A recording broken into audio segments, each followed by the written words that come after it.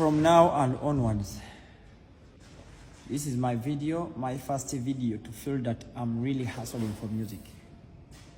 Yeah, today I realized that music is not easy. This video, I made it while I don't have enough money. I tried my level best. I was in a lot of depression. Yeah, it's called the Kolololo. I think many of you are gonna watch it. It's gonna be good for you. And I really respect that. I did this not because I'm mocking God, just because I wanna be reminding you about death, because we are going to die. We are going to die.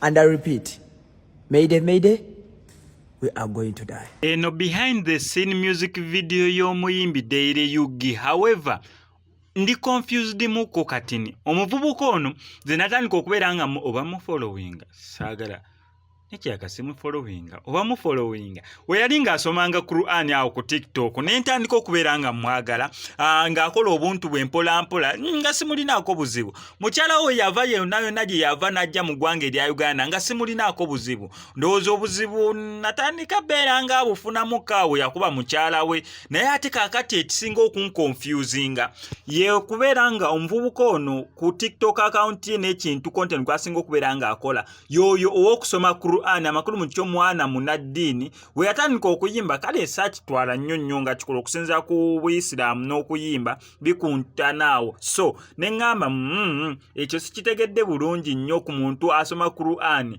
Okusiba enviiri nakyo ne ŋŋamba waayi kisinziira ku muntu, naye ate munnange watandika okukola video ezifaananako nga zino video zitegeeza kintu kirala okujjako ng'ozikoze ne intention ennungi oba ey'okusomesa. Ate eyo intention erina okubeera nga at the end of the video at least abantu obalaga ekituufu. Naye okusinza kweno video agikoze ali mu keesi enjala omulaba ezataddeko kwegamba alinganga banene abantu aba Sitani. Ndowooza saagala nnyo okubeera nga nsala mugambo ku muntu, naye impression osobola okubeera nga ogiraba ku first kwegamba kyofuna image gyofuna ng'omusose n'olaba ku katambi kanene aka behind the scene ofuna ndala compared kwekyo ky'oyinza okubeera ng'ogenda tugamba. Akatambi kanene kankakulaga okuva gye katandikira paka gye kaggwera osobola okulaba naye kennyini kikyali mu kubeera nga ayogera ku music video eno. Lwaki akoze oluyimba ng'ali mu Musanduke ng'omufu bamutaddemu pamba mu matu,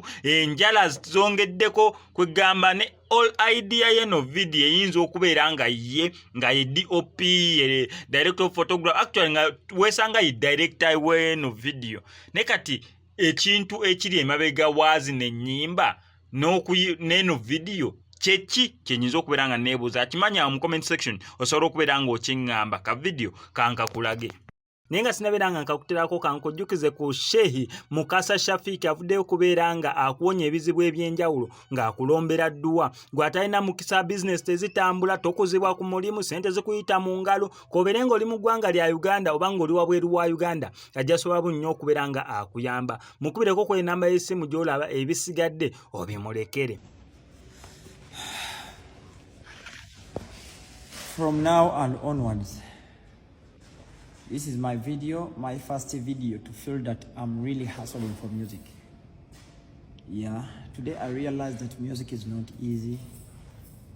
This video, I made it while I don't have enough money. I tried my level best. I was in a lot of depression. Yeah, it's called the Kolololo. I think many of you are gonna watch it. It's gonna be good for you. And I really respect that. I did this not because I'm mocking God, just because I wanna be reminding you about death, because we are going to die. We are going to die. And I repeat, Mayday, Mayday, we are going to die.